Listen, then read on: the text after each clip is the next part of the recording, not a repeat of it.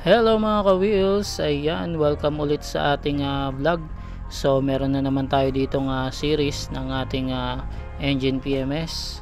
So meron tayo ditong client na nagpunta before na nagpa aircon PMS. So ngayon engine PMS naman siya.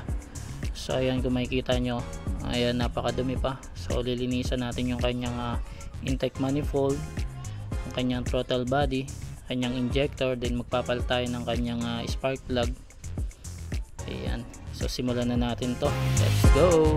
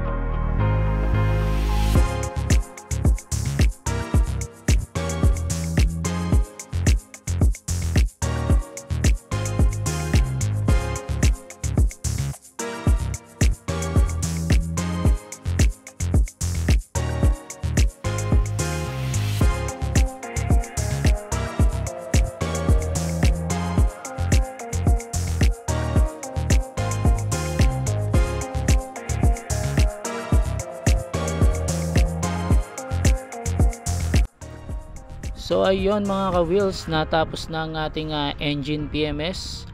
So ayan, kinokonti-konti na lang natin itong ikabit, yung mga kinalas natin dito na parts. So ayan, so sinubukan natin dito na i-start. Ayan, nakita ni client na ayan, one click lang.